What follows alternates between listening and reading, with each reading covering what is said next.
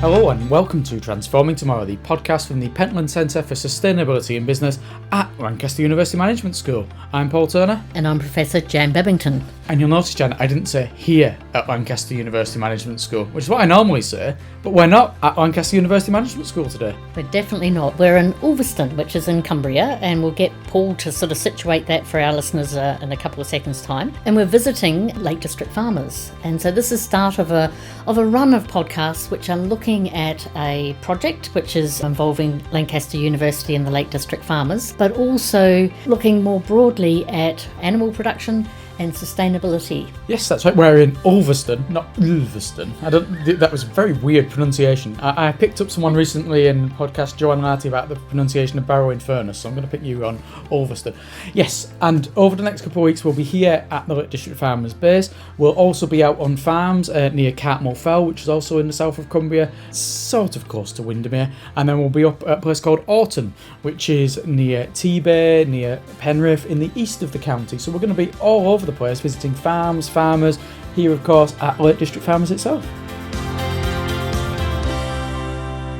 So who's our first guest? Yes, today, to start off our series with the Lake District Farmers, we're joined by Phil Scott. Now, Phil is the Head of Purpose and Sustainability at Lake District Farmers, and he's been with the company since 2018. Welcome, Phil. Hello, how are you? So, we're going to outline today, really, what the Lake District Farmers are, who you are as an organisation, a little bit about yourself as well and the role here, and then we'll be talking as well in a future episode about specifically the LDF and sustainability. So let's start at the beginning. Phil, tell us about yourself and tell us about the Lake District Farmers. Yeah, I've been with Lake District Farmers for a number of years now. I think I've done practically every job there is within the business, including cleaning toilets, which is great when you're sort of, when you're working in a small to medium-sized enterprise. You generally get involved in everything, which is great. My role within the company, as it stands now, kind of came out of a conversation that Dan had with Lancaster University back when we first started our connection there, and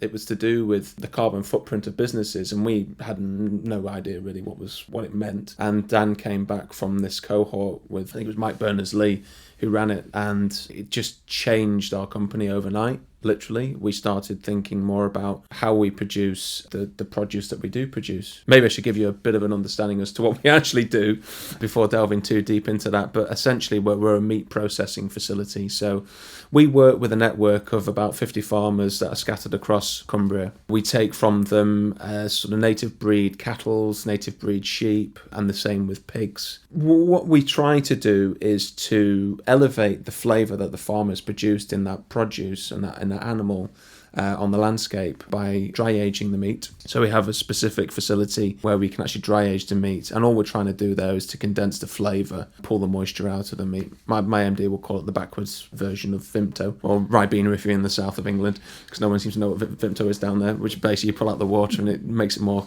condensed. And then we bespoke butcher for our clientele. The majority of our business is within central London. We have probably about 65% of our business is a small scale, high-end fine dining restaurants. And then we also work with big corporate catering outfits as well that will facilitate dining, staff dining and corporate dining for, in some cases, huge banks, huge multinational companies that are based in London. And that's great because the fine dining guys will take a lot of the finer cuts, the middle of the animal, ribeyes and your fillets and your sirloins, whereas the corporate hospitality helps us to build what's called the body balance, so we can sell everything nose to tail. When you say you work with 50 farmers, does that mean that any individual farmer will be supplying maybe only a few animals to you each year, or do all the farmers supply lots of animals, and is there a seasonality about that? We don't have any kind of restrictions on what a farm can and cannot produce for us.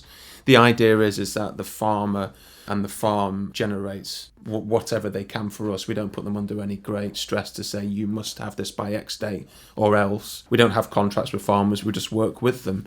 We have some farmers, so Dave and Fiona, who we're going to be talking to in the podcast, they have a very small scale, what's called a family herd of Belted Galloways, and we may well take maybe 6 cattle from them a year, and then we'll be speaking to Jim in the podcast, who has an enormous estate that he manages up in Orton, and he can produce a heck of a lot more animals because he's got more land, and it's drier, so he can have cattle grazing for longer. So we've talked previously on the podcast to someone about the geography of Cumbria, because it is such a big place and so many different types of landscape. You've got the coast, you've got the fells. The people you're working with, do they come from across all of these landscapes, and do they come from across the whole county, which is a good 90 miles from top to bottom, and I'd say about 60, 70 miles east to west? There are a few farmers that are coming into Cumbria now. When I first started with Lake District Farmers, it was very much, some of the farmers I'd worked with were 5th, 6th generation doing the same thing, and the only reason they couldn't say more than that is because no one wrote anything down. Essentially it's a hereditary job primarily, but we are starting to see people come into farming new, or even back into farming. Maybe they grew up on a farm and they've had a career outside of farming and want to come back into it, and they sort of navigate back to their home, which is Cumbria. One of the interesting things that I really like to sort of look at is farmers that come back into farming or come into it from completely different walks of life. Fiona, for example, is also an accountant, so she's seeing her farming business through a completely different lens to maybe someone that's been doing it for 5-6 generations. And I'm fascinated by the way that these people assess their farms and work with it maybe in a different way. They're all getting a brilliant output, it's just maybe doing it in a different way. Are we talking purely about farms that are cows, cattle, or are there other animals as well? Because you've talked about, rump, sirloin, ribeye, fillet. People are going to associate, immediately think of cattle and cows. Are there also lambs? Because when I think of the Lake District farms, I think of the herdwicks and things and the other types of sheep up on the fells and just roaming free. I think if you were to go to London, and if I were to introduce you to any of the chefs that we've worked with for a long time and said, what would you think would be the mainstay of Lake District Farmers? What would be the product that you comes to mind straight away? They would say Herdwick sheep. We've been championing that breed since 2009. One of the first farmers we ever took on is a Herdwick farmer, and we're still working with this gentleman today. The reason why we do that is because the flavour profile of the meat is so good. It's generally a lot smaller than your commercial breeds, and it's slower grown. We're generally finishing Herdwick lambs at around about 8-9 months, whereas in the commercial sense it's generally 3 to 6, and they're generally lowland sheep, so they don't have a lot to do. They kind of just sit on big fields. There were about 3 different types of grasses. The Herdwick sheep generally spend most of their life out on the fell, because any kind of meat that does a lot of work has quite a lot of flavour. So because of running up and down the shoulders are particularly tasty. What's really interesting about that is that, so sometimes lamb can be quite soapy, other times lamb's really delicious, so you've helped me sort of realise why there's a flavour difference here. And so is there something about your customers in London who are wanting an incredible dining experience for their customers that makes them source most of their meat from the Lake District, or do they source meat from elsewhere in the UK as well? The Lake District is well known as a livestock county, and the food from here has always been highly championed, particularly within the fine dining sector. There are other areas of the UK. The majority of the meat we produce in the UK generally comes from, or starts its life on upland farms or marginal farms, because that's all you can grow. You can't grow crops or anything because the soil's so thin. So that's why a lot of these farms breed stock, and they might well have what we call seller stock. So they might breed the animals, grow them to a certain point, and then sell them onto a farm, and they might have a lowland farm that can actually finish the animals, and finishing is the process that we put them through before they go through to slaughter. So it's feeding them up and getting them to the correct conformation that we're looking for.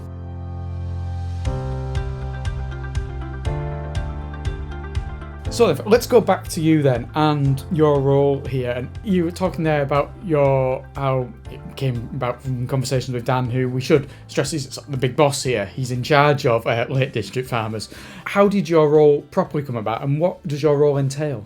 So after Dan had this kind of eye-opening experience, or light bulb moment as we call it, with Mike, I think what the main thing that came out of it is we're very much a company, because we are small and we're a small team. We have a nasty habit of being what my dad would call up in the air and building the wings on the way down.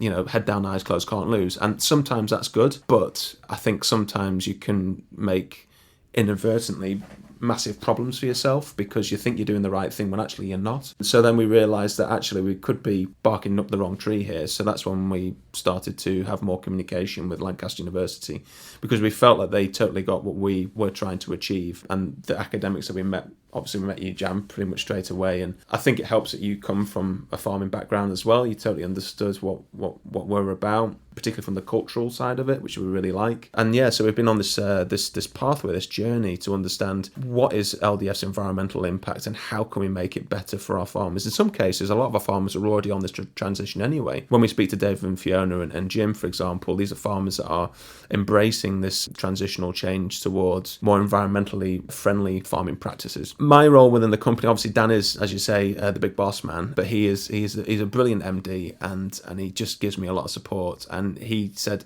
to me, basically, I want, this needs to happen, but I can't do that, focus on it full time and run the business at the same time. So would you like to do it? And I jumped at the chance, because by that point I'd already met Jan and John and Jess and various other academics at university, and I thought, this really excites me. This really gets me going, gets me up in the morning. I'm passionate about it. I'm passionate about our farmers more so because of the cultural side of it, the social side of it. That's something that I find exciting in any kind of facet of society, but to sort of help them to still create that and produce something that's a benefit to environment, but also for our business model as well. I think that's great. And I think we'll go into more depth on the specific sustainability issues in the next episode, but it's good to get that overview of where you stand in the company, what the company stands for with regards to sustainability as a bit of an overview, and then we'll go into that more details in the next episode. But let's switch back to the farmers then. We talked about lots of fell farming here in Cumbria. Are there specific challenges that Cumbrian fell farmers face? Every day is a challenge. It's a difficult landscape. It's difficult terrain. If you've ever been to the Lake District, I know you live on the doorstep, Paul. You know it like the back of your hand, same as I do. But for people when they come from the outside, particularly when I take chefs around the Lake Districts and I drive them around the farms and they see the type of mountainous landscape that they have to manage, it's tough. The majority of it's done on feet. You know, you can use a quad bike to a certain extent. You certainly can't get it up the side of a mountain. So a lot of it's done on foot. The weather is a big factor into the way that we farm up here. It's a particularly nice day today. For the last 3 months, it's been nothing but a wall of water, which is not great for our farms, particularly that now the farmers are trying to get their animals outdoors more. This time of year, animals should be outside now, but they're still, in some cases, still housed because they don't want them going out onto the soil. Because it can degrade the work that you're doing, because like I said before, we've got precious little amount of it. It's quite a finite resource if we're not careful. Every day is a challenge in the Lake District or any kind of upland marginal farm. It's a tough life. It's more of a vocation than a career move, I would say. So it sounds very much like some of these challenges are very specific to the Lake District as well. It's not just challenges that you're going to be getting on any farms anywhere, but are there challenges that are more broad across the farming industry? At the moment, the UK farming industry, 72% of the UK's landmass is set aside for agriculture. So it's a huge amount of our land mass which is being used for that. That percentage is currently going through a huge transitional grant fund change. So for the last, 30 odd years, farmers have been in a scheme that's called the BPS, or the Basic Payment Scheme. This is paying farmers per hectare of land that they were managing, irrespective of what they were producing. This was an EU fund, which is now being wound down because we're out of the EU, and that payment scheme now is being wound down incrementally. So by 2028, it won't be there. The government they're replacing it with another scheme called ELMS, or Environmental Land Management Schemes, and under that comes the bracket of the Sustainable Farm Incentives, the SFIs, and that's paying farmers to do things like tree planting, hedge planting, putting in herbal lays, which is a type of seed mix that you can put onto a pasture to make it more like a meadow like it used to be, peat bog restoration, flood management. So I think what they're trying to do is to incentivise farmers to do more of that type of work alongside doing their food production. But there is a bit of contention out there at the moment because nobody, even though some of the farmers are in it, there's still a bit of unsure feeling in the air as to how it's going to work. It really is a profession that you associate a lot with politics as well, farming. Lots of policy goes into central government, to European government, as was previously, around farming. Is it therefore a profession that you sometimes feel at the whim of the government of the time, whatever their policies might be, that you just don't necessarily know what your future is going to be because it's been decided by people hundreds of miles away? Yeah, I think so. I think that there is a definite sort of feeling towards that. It's hard because one of the best things that we're doing with the KTP, with Jan and John and Jess and Laura, is we're trying to shed some light on what's actually happening in upland marginal farms. Some of the soil sampling that we've been doing and looking at the data that's been available, some of it hasn't been updated since 1974. You know, it's heavily out of date. Some of it's not even correct. I feel like the lowland farms in the south of England have way more information, because it's easier to gain the information because they're just big fields. You can run a tractor over and it'll tell you tons of information about the soil and what's going on. We just don't have that in the uplands. So hopefully this knowledge transfer partnership is going to enable us to understand it a bit better. And this might be a good time to tell our listeners that, and as Phil's alluded to, we're in a partnership between Lancaster University and the Lake District Farmers, and we're through a scheme called a Knowledge Transfer Partnership, which is supported by the UK government, to be able to help transfer knowledge from the university sector to operational sectors back into the universities as well. So our KTP, or Knowledge Transfer Partnership, is about towards net zero meat production, and we'll hear a lot more about that in a later podcast. But it has involved soil scientists, and then it also involves me as well as an environmental accountant, and we have a dedicated person who works between the two places to actually really support the whole thing. And we will be talking to, you've heard some of the names, John and Jess, John Quinton and Jess Davis, who are from the Lancaster Environment Centre. We'll be speaking to them in an upcoming episode. And Laura Giles, who is the Knowledge Transfer Partnership Associate, who is the person who works with the Lake District Farmers and is part of the university as well. They'll all feature in the upcoming episodes. Yeah. And this is a bit of a hard interview to do because you have to know about all the rest of the podcast. So after you've listened to this, listen to the rest, then come back and listen to Phil again, because it sits together as a set. We'll try not to go too complicated on too many of the issues that haven't been explained yet. For instance, the next episode we will be looking specifically at the issues around soil. You talked about soil maybe being on lowland farms down in the south of the country more easy to assess, and the difficulties up here. There'll be lots of discussion about particular soil issues with John and Jess in the next episode.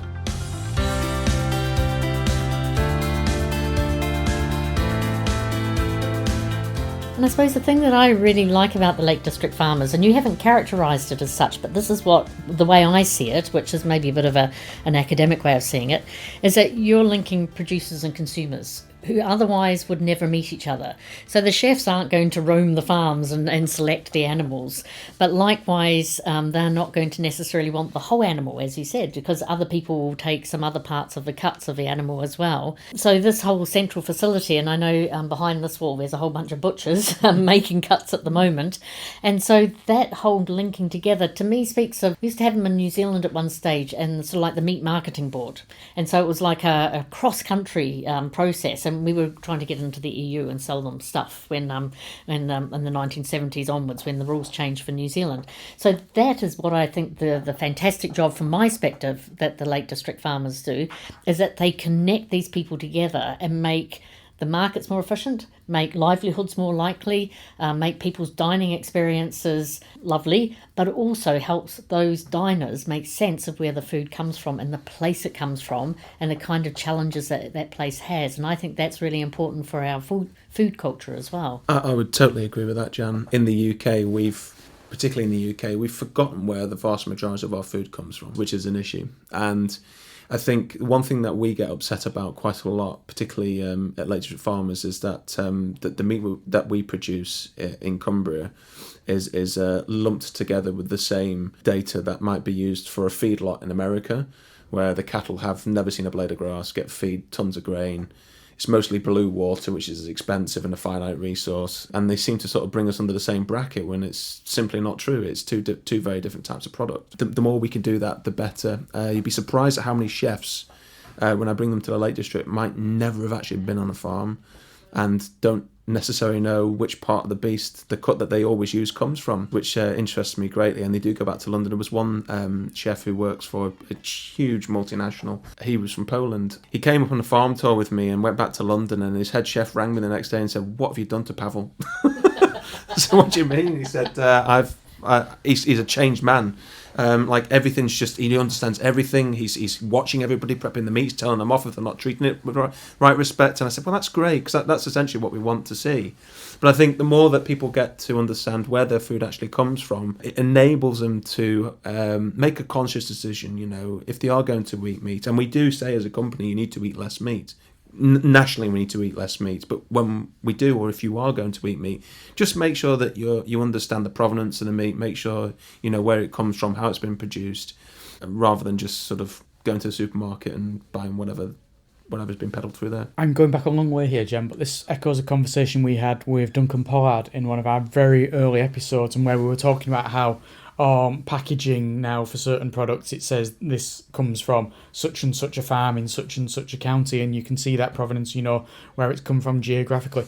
What interests me here is, particularly for something like chickens there's a big deal made about the difference between factory farm chickens and free range chickens and organic chickens, and you see them all labelled up in the shelves in the supermarkets and separated out almost into different types of chicken. You don't necessarily see that quite yet with beef and lamb. Sometimes you see it on the labelling as it's labelled as it, but it's not, the big separation isn't there on the shelves, and I guess as much in the consumer's mind as well. I mean, we've done a lot of work in turn. Obviously, we're a wholesaler, and we work with about 480 odd customers. So we don't supply the general public. We did during the pandemic, which was great because we started to expand our consciousness into the general public, which was nice. A lot of work, so that's why we've had to stop doing that, because we are only small. We can only do a certain amount. But I think there's some really good companies out there and some good organisations that are trying to bridge that gap. There's Pasture for Life, the Soil Association, Nature Friendly Farming, to name a few. I work closely with Pasture for Life. In fact, Dave and Fiona, who we're going to see, I believe that they're going through the whole process of being certified for that. And it's just a way of kind of marketing the product so that people understand what it is and where it comes from. I think there could be more to be done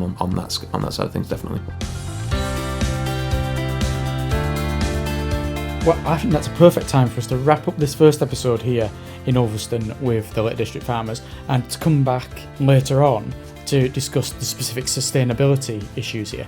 But what we'll say first is, next time we are going to be joined by John Quinton and Jess Davis to talk all about the soil science. We'll be learning everything there is possibly to know about soil in the Lake District, which will be fascinating, Jan. And for keen listeners of the podcast, sand is not soil. You'll find that out next time. And I'm led to believe if I say the word mud, I will be strung, drawn and quartered. And yes, so that will not be mentioned out. But in the meantime, thank you very much, Phil. That's been a really fascinating discussion all about the Lake District Farmers. Oh, thanks very much for coming. So we will be back next time with John and Jess. Until then, I'm Paul Turner. And I'm Professor Jan Bevington.